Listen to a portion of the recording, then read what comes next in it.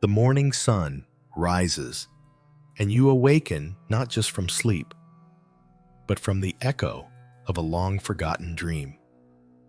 A dream you've mistaken for life itself. This world of forms of news feeds and clocks of grasping and chasing it has kept your gaze fixed outward, as though the truth of who you are lay somewhere out there just beyond your grasp. But Thoth, ancient scribe of light, whispered something different long before language wore thin with repetition. All is mind, he taught, not as metaphor, but as the core fabric of what is. And so we begin, not with striving, but with stillness, not with adding, but with remembering. You've been taught to look outward for power, to seek validation in achievements, peace in possessions, and meaning in the mirror of others. But the Hermetic way is reversal. It is the sacred turn inward, the golden pivot from illusion to essence. Imagine for a moment a vast ocean hidden behind the veil of your thought. This ocean is still luminous, eternal, and it lives in you. It is not something you must earn. It is what you are. When the surface ripples of identity still, the deep water begins to speak. You've sensed it before, haven't you? In a quiet moment, when the world fell silent, in the way the wind moved through the trees, and you felt, without knowing why, that you were home. These are not anomalies. These are glimpses of the real. Mental transmutation begins here, not in changing the outer, but in altering the frequency of your inner gaze. What you observe, you empower. What you expect, you attract. What you hold in consciousness, the universe shapes into form. This is not wishful thinking. It is the primordial science of soul. The divine mind does not react, it emanates. And you, born of that same one mind, are here not to be sculpted by fate, but to sculpt with faith. Consider your life not as a sequence of random events, but as symbols on the parchment of your own mind. What stories have you etched there? What beliefs run like hidden codes beneath your actions, coloring the world before you even open your eyes?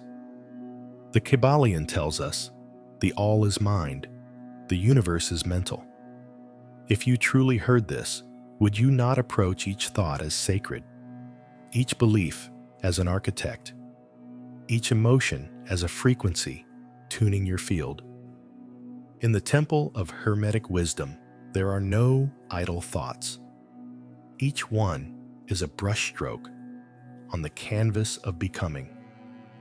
So close your eyes now, just for a breath, and feel the space behind them. That silent vastness is not emptiness. It is the womb of creation, and it awaits your return. Today, begin not by changing the world, but by observing the lens through which you see it. This is the first act of the alchemist, to remember that the power was never out there.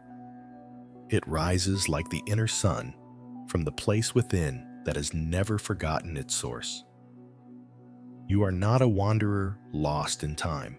You are the mind of God dreaming itself into form. The universe, in all its splendor, complexity, and rhythm, is a reflection of a single, infinite idea that all is mind. This is not poetic suggestion. It is the first principle of Hermetic wisdom. Mentalism is not merely a concept to ponder, but a key that unlocks the architecture of existence itself. Imagine for a moment that your entire life is a mirror, not metaphorically, but truly. Everything you encounter, every relationship obstacle or triumph, is reflecting a facet of your inner state. What you believe, you perceive. What you focus on, you call forth. You are not observing life. You are projecting it, shaping it with the brush of thought, the ink of belief, the breath of attention. The ancient sages understood this well. The temple walls of Egypt did not simply declare truths. They encoded them. The eye of Horus, the winged sun. The scarab, all symbols of transformation, perception, and mental rebirth.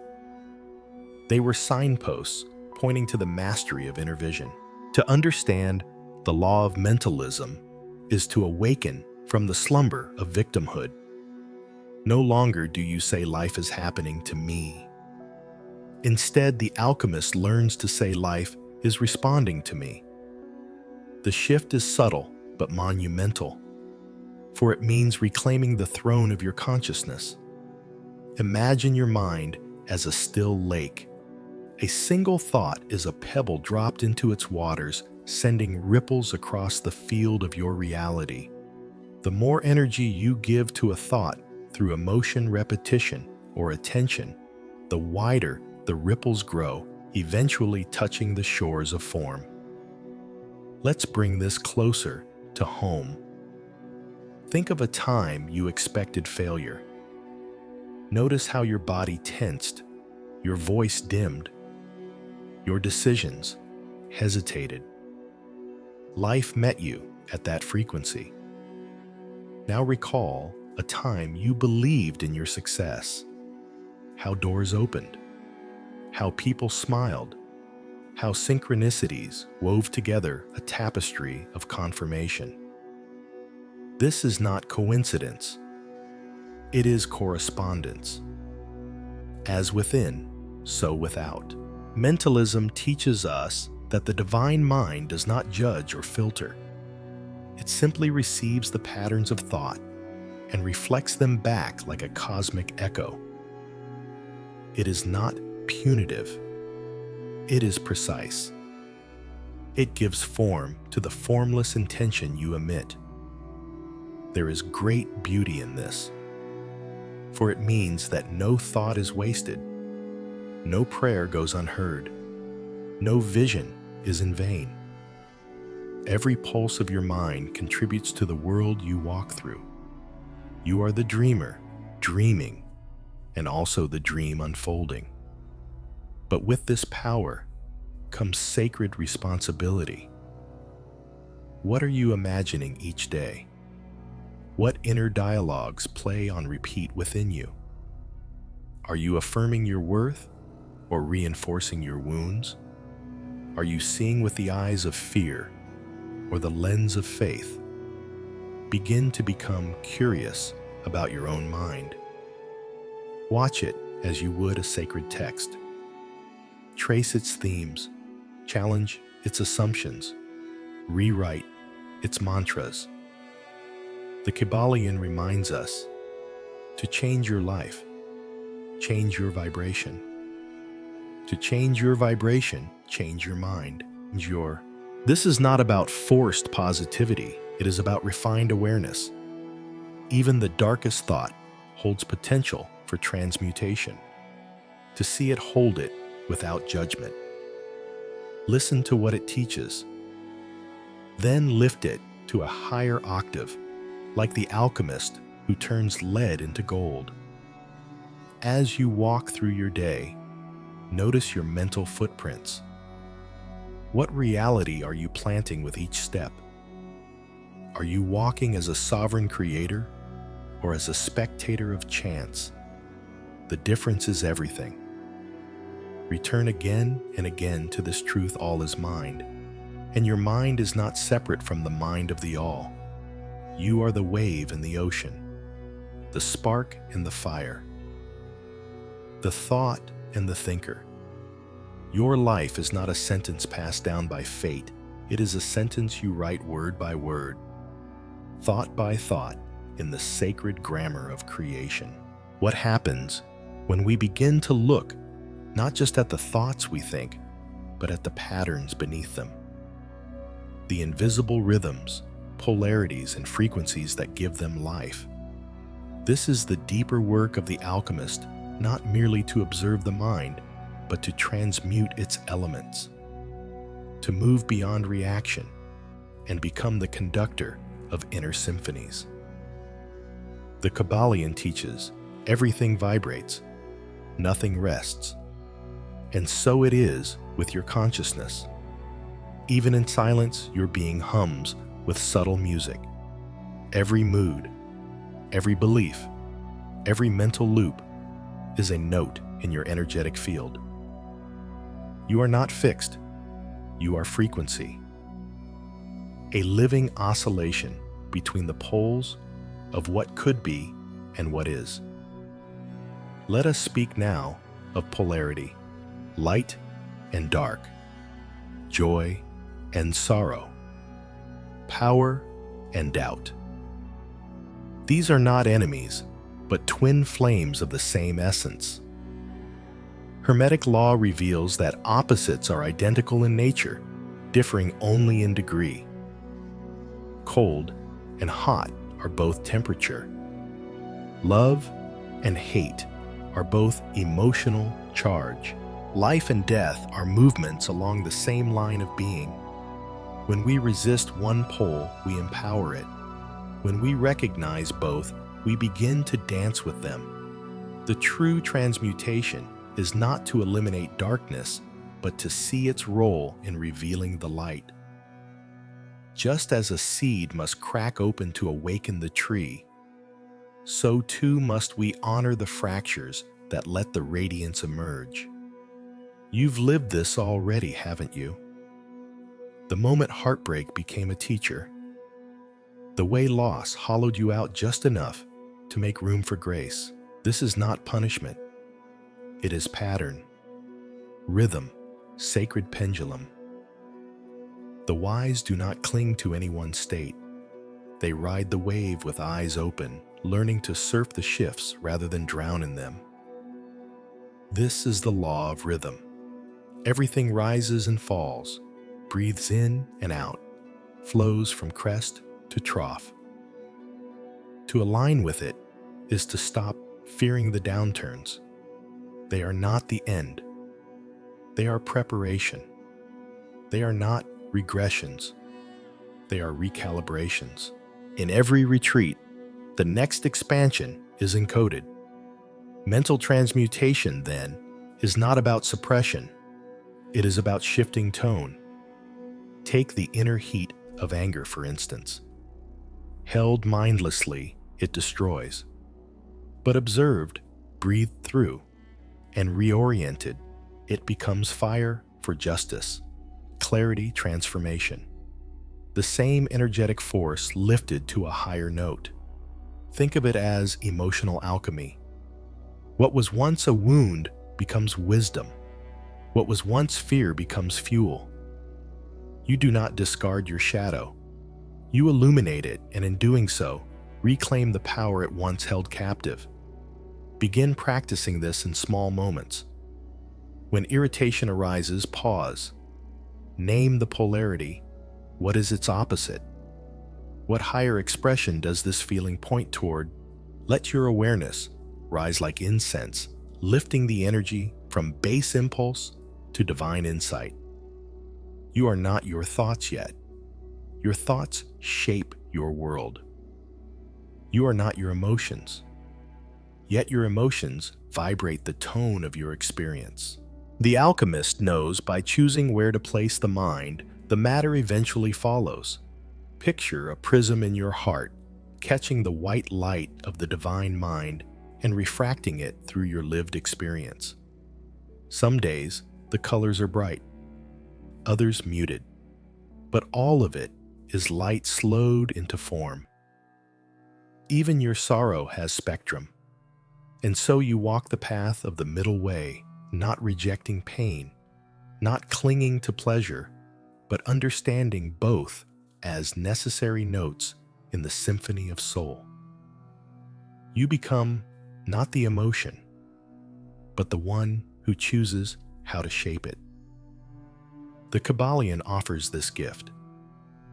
The master rises above the swing of the pendulum by changing the polarity. This is your invitation, not to escape duality, but to master it. To stand at the center of the swing still and sovereign, while the world moves around you. Your thoughts are the loom. Your feelings are the thread. Weave wisely, and even chaos becomes a pattern of gold. There comes a moment on the inner journey when one no longer seeks to escape life's circumstances, but to understand their source. A quiet revolution begins, not by shouting at the wind, but by turning inward and whispering, "I created this." Not in blame, but in power. Not to carry guilt, but to awaken choice. Mental transmutation is the Hermetic art of rewriting reality, not by force, but by frequency. And your tool is attention. Whatever you give your awareness to becomes charged with your life force. You are the observer, yes, but you are also the animator. You breathe life into the formless. You summon possibility into being. Quantum mystics speak of the observer effect, how particles shift based on observation, collapsing into form from waves of potential. This is not science fiction. It is spiritual memory. The ancients knew what modern minds are only beginning to rediscover, that reality bends to the rhythm of mind. Thoth's wisdom echoes through time. What you hold in thought, you shall eventually hold in hand. Not always in the shape expected, but always in essence. The energy you emit becomes the world you meet. And this energy begins with a single thought, accepted, believed, repeated. So, what then is the daily practice of the mental alchemist? It is not to control every thought. It is to become conscious of their direction. Like a sailor adjusting sails to the wind, you guide your inner compass toward a higher vision again and again, even when the waves rise. Begin with small acts. Notice the script playing in your mind. Is it fear or faith lack or abundance? Doubt or knowing? When you catch the thread of limitation, do not fight it. Simply pause. Observe. Who is speaking this? Often it is not your truth, but a voice inherited, absorbed, forgotten. Then gently transmute it. Not with judgment, but with clarity. If the voice says, "I can't respond," not with force, but with inner grace, "I am learning." If the voice says, "Nothing changes," answer softly, "Everything is shifting." This is not delusion. This is decision. You are choosing what reality to water, what timeline to stand on, what signal to send through the fabric of the all. The Kabbalion reminds us, to oppose a force is to be overcome by it. To transmute is to rise above it. You are not here to fight shadows. You are here to become so luminous within that shadows dissolve in your presence. Life offers you mirrors each day. The impatient driver, the rejection letter, the quiet blessing. Do not ask only, "What does this mean?" Ask what part of me is being reflected. This is the inner work. Not in blame, but in discovery. Not to retreat from the world, but to re-script it from the inside out. Try this. Choose a repeating struggle in your life. Trace it back. What belief underpins it? What frequency sustains it now? Rewrite that belief, not as fantasy, but as alignment. Begin to think, feel, and act as if your new belief were already real. Not someday. Now. You are training your consciousness to recognize the truth before it appears in form. This is the moment of transmutation, the shift from passive dreamer to active creator, from hoping for change to embodying the change, from waiting for light to becoming the source of it. You are not fixing the world. You are remembering your power to shape it. You are not denying what is, but expanding what is possible. Reality is not a static wall. It is a fluid tapestry, rewoven with every heartbeat of conscious thought. You do not need to know how the outcome will come. That is not your role. Your work is inner alignment. The rest follows like stars pulled into orbit by unseen gravity. Walk through your life as though every step imprints intention into the ground beneath you, because it does. Speak as though your words echo into the matrix, because they do. Think as though your mind is painting the cosmos, because it is. This is not imagination. It is invocation. Your thoughts are spells. Cast them with love. Cast them with vision. Cast them as one who remembers you are the author, not the echo. The final unfolding is not about more knowledge, but deeper being. It is not another concept, but a return to the silence between concepts, a place where the intellect bows and the soul remembers. This is where you live as the divine mind, not as theory, but as embodiment. To live as the divine mind is to no longer see the sacred as separate. Every moment becomes a temple, every breath a prayer, every interaction a dance of mirrors. You no longer wait for signs you become one. You no longer ask if you are enough. You remember that you are the all discovering itself in form. The Hermetic initiate becomes a master of presence, not in grand displays or mystical theatrics, but in subtle sovereignty. You walk differently because you are no longer moved by chaos. You speak differently because your words are no longer cast in fear.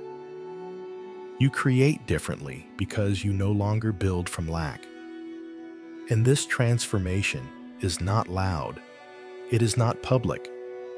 It does not demand applause. It is quiet as moonlight, soft as breath.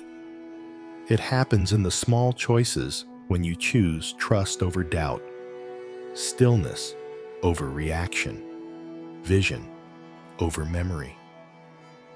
The principle of correspondence, too, lives in you now, not as idea, but as lived truth. You look outward and see inward. You gaze upon the world and know, this is my consciousness in motion. Every experience becomes an oracle. Every obstacle a reflection of some deeper belief. And in this way, life becomes a living text forever, inviting you to read between the lines. To live this way is not to escape difficulty. Even the master walks through fire. But now, you do not burn, you transmute. You do not resist life's tests. You welcome them as initiations. You trust the greater intelligence of rhythm polarity cause. You see the patterns, and within the patterns, you recognize the divine play. You understand now why Thoth held the emerald tablet close to the heart of ancient wisdom. As above, so below. As within, so without. These are not decorations, they are declarations, not teachings from outside, but reminders from within. You have always known. Now you begin to live it. So what does it mean truly to embody the divine mind? It means waking each morning, not in anxiety, but in alignment. Before the world rushes in, you pause to tune your frequency. Even 1 minute of conscious breath resets your field. One clear intention becomes a lighthouse for your day. It means honoring your words, for they are living seeds, speaking not from reaction, but from awareness. Even silence, when chosen, becomes a sacred sound. It means moving through challenges with eyes open, not to escape them, but to witness their message. Asking not, why is this happening to me? But what part of me called this forth for growth? It means feeling deeply, but not being ruled by emotion. You allow joy to move through you, like sunlight, sorrow like cleansing rain. You are the sky, not the storm. It means seeing others not as obstacles or ornaments, but as fellow expressions of the same infinite source. You bless in your mind even those who do not understand you. You release not in bitterness, but in quiet grace. This is spiritual alchemy, not floating above life, but infusing it with light, turning the mundane into sacred practice, turning every moment into a mirror of mastery. Do not wait for perfection. Begin where you are. When you forget, remember. When you fall, rise softer. When you are uncertain, return to the breath. It will always guide you home. To live as the divine mind is not a performance, it is a remembering. A soft but steady turning inward until the outer world bends to match your inner song. You are not here to become someone else. You are here to unmask the light you already are. Walk gently, speak truth, create with intention. And above all, remember that the universe is not separate from you. It is you dreaming yourself awake. You have always been more than a name, a story, a series of passing days. Beneath the noise, behind the eyes, you are the living spark of the divine mind experiencing itself through thought, emotion, matter, and memory. This isn't just mysticism. It is the quiet foundation of your deepest knowing. What you think you shape, what you feel you magnetize, what you believe you become. Let these words settle like soft rain on your spirit. Let them remind you that the alchemy you seek is not out there. It begins with a single breath of awareness, a single moment of choice, a single step inward. The teachings of the Hermetica and the Kabbalion are not ancient relics. They are living blueprints. Tools to be touched, practiced, remembered. Each time you apply them with heart, you awaken another thread of the tapestry you came here to weave. So walk forth, not with urgency, but with grace. Not to chase transformation, but to embody it. Speak as the creator. Feel as the alchemist. Dream as the divine mind. And if these words stirred something within, let them echo outward. Subscribe, reflect, share your voice. We walk this golden path together.